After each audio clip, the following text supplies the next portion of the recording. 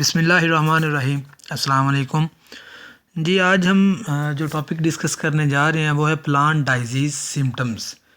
इससे पहले भी हमने इस टॉपिक के ऊपर कुछ बात की हुई है और वो हमने आपके फर्स्ट सेमेस्टर के अंदर बात की थी, जब आपने एक course diversity in non flowering plant के नाम से पढ़ा था। उसमें हमने सिम्टम्स की बात की है, लेकिन उस टॉपिक के ऊपर हम बाद में बात करते हैं। पहले हम थोड़ा सा डिस्कस कर लेते हैं, कुछ चीज़ें रिवाइज कर लेते हैं। तो प्लांट डाइजीज सिम्टम्स को स्टार्ट करने से पहले सबसे ज़रूरी चीज़ है कि हम सिम्टम्स को डिस्कस करें। व्हाट इज़ सिम्टम्स, सिम्टम्स क्या है।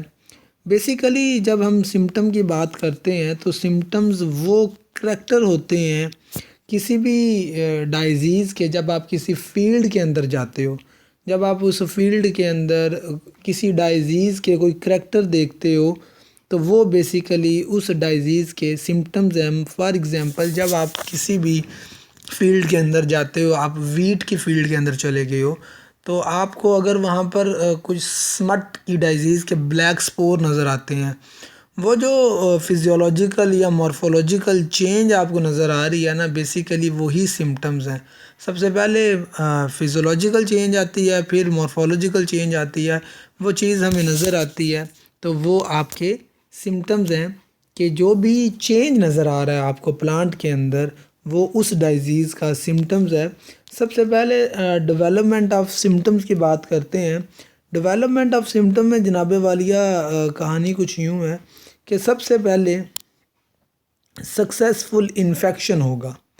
जब कोई पैथोजन या कोई वायरस आकर इनोकुलेट होता है, इनोकुलेट होने के बाद फिज़िकल चेंज अपीयर होती है। फिज़िकल चेंज लाइक कोई फोटोसिंथेसिस या रिस्पायरेशन के रिलेटेड कोई फिज़ोलॉजिकल चेंज।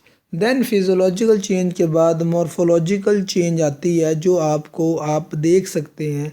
जो विजिबल चेंज होती है उसको हम कहते हैं सिम्टम। कि सिम्टम कब अपीयर होते हैं, जब कोई भी इन्फेक्शन, कोई पैथोजन इनोकुलेट करता है। इनोकुलेट करने के बाद वो फिजियोलॉजिकल चेंज लेकर आता है। फिजियोलॉजिकल चेंज के नतीजे में मॉर्फोलॉजिकल चेंज आता है और उसी को हम सिम्टम कहते हैं। सबसे पहले एक डाइजीज़ है जो आपने पहले भी डिस्कस की हुई है, लाइक नेक्रोसिस। अब नेक्रोसिस के अंदर क्या होता है जनाब वालिया, ये एक ऐसी सिम्टम है जिसके अंदर प्लांट के टिश्यू या उसके आर्गन की डेथ होती है, लेकिन उसकी वजह ये होती है कि कोई पैथोजन आकर उसके ऊपर अटैक करता है। इस सिम्टम के अंदर प्लांट का कोई भी टिश्यू, जैसा कि leaves, petiole, stem, branch, root, flower, fruit, tubers, कुछ भी पार्ट है वो इसको इफ़ेक्ट करता है, उसके ऊपर सिम्टम्स अपीयर होते हैं। नेक्रोसिस कभी कभी तो स्मॉल एरिया के ऊपर और कभी कभी प्लांट टिश्यू के पूरे एरिया के ऊपर अपना आप शो करके दिखाता है। बेसिकली ये छोटे छोटे स्पॉट की सूरत में सामने आता है। नेक्रोसिस अमूमन बैक्टीरिया और फंजाई की वजह से आता है, और हम ये नेक्रोसिस वायरस की वजह से भी होता है। जैसे कि ये पिक्चर आप देखो तो इस लीफ के ऊपर ये स्पॉट अपीयर हो रहे हैं, डेथ स्पॉट है। जो ये लीफ है, इसके ऊपर आप देखो कि साइड के ऊपर ये लीफ का पार्ट डैमेज हो रहा है, यहाँ पर डेथ हो रही है प्लांट के टिश्यूज़ की। सेकंड वन आ जाती है जनाब स्ट्रीक या स्ट्राइप्स।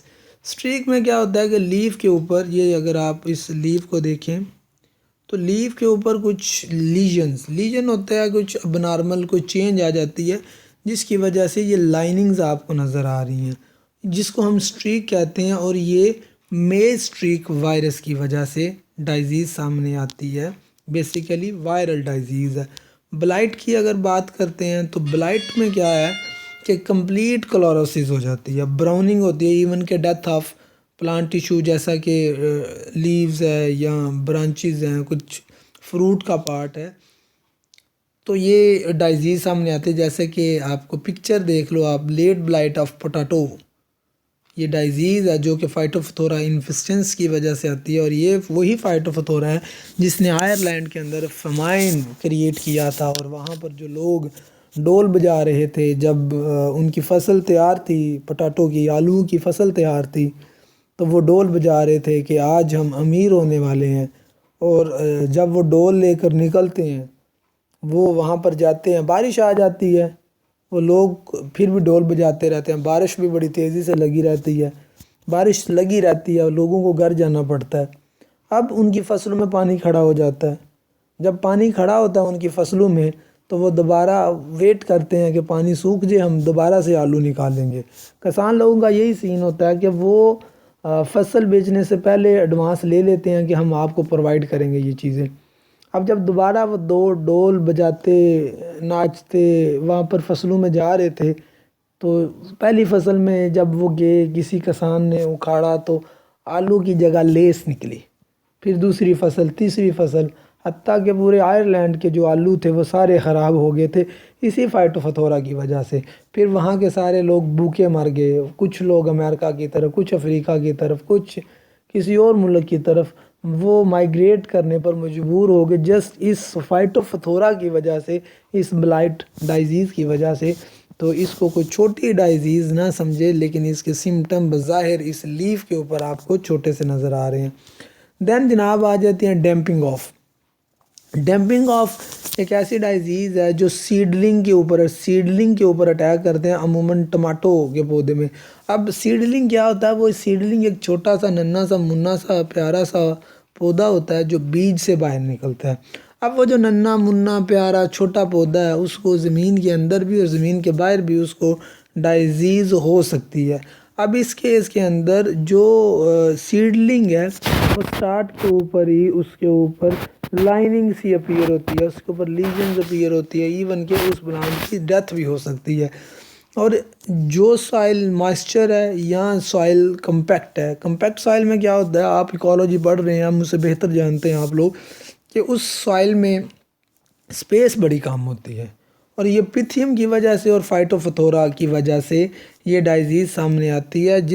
जो सॉइल कॉम्पैक्ट है और जो मॉइस्चर है वो फैसिलिटेट करते हैं पिथियम और फाइटोफथोरा को, और उसकी वजह से डैम्पिंग ऑफ डाइजीज़ आते हैं। उसके बाद जनाब रॉट, जिसको आप डिके भी कहते हैं, और ये किसी बैक्टीरिया या फंजाई की वजह से डाइजीज़ सामने आती है। इसमें क्या होता है, डिकम्पोजिशन ऑफ फ्रूट या प्लांट के उस पार्ट की होती है। जैसा कि आप ये चेरी देखें ना, कितनी प्यारी चेरी है दाएं तरफ, और बाएं तरफ वाली चेरी को देखो, इसकी डिकम्पोजिशन स्टार्ट हो रही है। और इस डिकम्पोजिशन में जो हिस्सा ले रहे हैं वो पाइथियम है, फ्यूजेरियम है और आइजोक्टोनिया है। वो साइल जो कोल्ड है, वेट है, बेसिकली ये फेवर करते हैं ना इस पाइथियम को, फ्यूजेरियम को और आइजोक्टोनिया को, और इसकी वजह से फिर जो प्लांट का फ्रूट है वो डिकम्पोजिशन की तरफ चला जाता है। क्या आप, ये चेरी कितनी प्यारी है, क्या आप इस चेरी को खाएंगे? कभी भी नहीं खाएंगे, फ्रूट की डिकम्पोजिशन जो कर रहा है। उसके बाद जनाब विल्टिंग आ जाता है। अब विल्टिंग आप बेहतर जानते हैं, बचपन से पढ़ रहे हैं कि जब टर्गर के अंदर कमी आ जाती है, टर्गर प्रेशर ख़त्म हो जाता है। कोई भी पौधा है वो अगर स्ट्रेट खड़ा है तो वो टर्गर प्रेशर की वजह से खड़ा है। जब उसका टर्गर लॉस हो जाएगा तो पौधा मुरझा जाएगा। जैसे पिक्चर में आप देखो, बैक्टीरिया विल्ट ऑन पोटैटो, ये देखें ना, अब ये पत्ते मुरझा गए हैं, पोटैटो के ये पत्ते हैं मुरझा गए हैं, तो विल्टिंग है। कैंकर में जनाबे वालिया क्या होता है कि लोकलाइज नेक्रोसिस है जो कि स्टेम के ऊपर अपीयर होता है। ये देखें, आपको ये बड़ी अजीब सी कंडीशन नज़र आ रही है, ये कैंकर है। और ये आपने कहीं अक्सर देखा होगा, को कट वगैरह लगता है उसके बाद ये सिचुएशन अपीयर होती है। तो जनाबे वालिया ये कैंकर है। उसके बाद आ जाती है क्लोरोसिस या येलोइंग। ये भी आप लोगों ने पढ़ा होगा कि ये वायरल इन्फेक्शन है। कभी कभी ये बैक्टीरिया और फंजाई की वजह से भी अपीयर होता है, जिसके अंदर जो लीफ है या जो प्लांट है वो कंप्लीट येलोइंग की तरफ चला जाता है। अब जैसे कि ये एक पिक्चर आपको नज़र आ रही है कि लीफ येलो हो जाते हैं तो वो फोटोसिंथेसिस नहीं परफॉर्म करते। स्मट, आप लोग बचपन से जब से आपने बॉटनी स्टार्ट की, स्मट के साथ आपका पौला पड़ा है, और उसमें आप लूज स्मट ऑफ वीट की बातें किया करते थे, जिसका हमने ये लेक्चर स्टार्ट किया। उसके अंदर भी हमने लूज स्मट ऑफ वीट की बात की। और ये अस्ट्रिलागो ट्रिटिकी या ट्रिटिकम जो है फंगस, वो स्मट क्रिएट करती है कि वीट के अंदर जो फ्लावरिंग पार्ट है उसको ये ब्लैक स्पोर में तब्दील करती है। अब अगर किसी की गंदम में ये स्मट अटैक कर ही जाते हैं, ये अस्ट्रिलागो अटैक कर जाते हैं, तो उसकी गंदम का बेड़ा गर्क हो जाएगा। जैसे कि ये आप पिक्चर के अंदर देख रहे हैं, ये ब्लैक ब्लैक स्पॉट जो आपको नज़र आ रहे हैं ये स्मट के हैं। उसके बाद जनाबे वाली सेकंड वन है रस्ट। रस्ट के अंदर ये पक्सिन या ग्रैमनी की वजह से डिजीज़ है, ये भी वीट के ऊपर है। अब इसके ऊपर ये इसमें उसके लीफ के ऊपर yellow yellow brown brown spot appear होते हैं, जिसकी वजह से यील्ड के अंदर कमी होती है। माइल्ड्यूज़ की बात करते हैं। माइल्ड्यू पाउडरी माइल्ड्यू और डाउनी माइल्ड्यूज़ है। पाउडरी माइल्ड्यूज़ की हमने लास्ट लेक्चर जो आपने इम्पॉर्टेंट डिजीज़ की बात की थी, तो उसके अंदर आपने पढ़ा था या सुना था कि पाउडरी माइल्ड्यूज़ में वाइट स्पॉट अपीयर होते हैं और डाउनी माइल्ड्यूज़ के अंदर येलो स्पॉट अपीयर होते हैं। अब ये जो डिजीज़ है किसी बच्चे की प्रेजेंटेशन भी थी, प्रोनोस्पोरेल्स किसी का था, तो उस बच्चे ने भी जो डाटा सेंड किया था उसमें भी डाउनी माइल्ड्यूज़ थी, तो वो भी लेक्चर आएगा। तो ये बेसिकली oomacysts हैं, इनकी वजह से ये माइल्ड्यूज़ सामने आती है। Hypertrophy, hyperplasia, hypoplasia, galls and tumours. मैंने कहा ना, आपने फर्स्ट सेमेस्टर के अंदर एक लेक्चर लिया था symptoms of viral infected plant के नेम से, उसके अंदर भी हमने ये चीज़ें डिस्कस की हुई हैं। हाइपरट्रॉफी के अंदर क्या होता है कि excessive increase in size of plant का कोई पार्ट या प्लांट के साइज़ में बड़ा इजाफा होता है, उसकी वजह ये होती है कि सेल का साइज़ बढ़ जाता है। हाइपरप्लीजिया के अंदर भी प्लांट का साइज़ या प्लांट का पार्ट इस साइज़ में बढ़ता है, उसकी वजह ये होती है कि सेल डिवीजन बहुत ज़्यादा होती है। हाइपोप्लीजिया के केस के अंदर डेवलपमेंट कम हो जाती है और गाल्स और ट्यूमर के नतीजे में कोई आउट ग्रोथ अपीयर होती है, जैसे कि ये एग्रोबैक्टीरियम की वजह से क्राउन गॉल डिजीज़ है, ये पौधे के ऊपर आप देखें ना अजीब सी आउट ग्रोथ है, तो ये गाल्स और ट्यूमर की एग्जांपल है। उसके बाद विचेज़ या ब्रूम्स आ जाता है कि प्लांट के ऊपर जो ब्रांचेज़ हैं ना, वो एक ऐसे ब्रश लाइक अरेंजमेंट दे रही होती हैं, बड़ी अजीब सी। आप डायग्राम देखें ये, तो बड़ी अजीब सी ये अरेंजमेंट नज़र आ रही है। ये बड्स वगैरह होते हैं, उनसे भी ये ब्रांचेस निकल रही होती हैं, जो फंजाई वायरस या किसी और पैथोजन की वजह से होते हैं, जैसे कि प्रोनोस्पोरेल्स की हमने बात की है, वो भी ये काज करते हैं। तो जो आपने लेक्चर लिया था, जो मैं आपके साथ डिस्कस कर रहा हूँ, वो आपको दिखाता हूँ। वो आप लोगों ने चूँकि पहले भी लिया हुआ है लेक्चर, वो एक दफ़ा आप लोगों ने रीड करना है। अगर आपको उसमें कोई क्वेश्चन किसी, ये वो लेक्चर था जनाब जो मैंने आपको सेंड भी किया था, symptoms of virus infection in plant.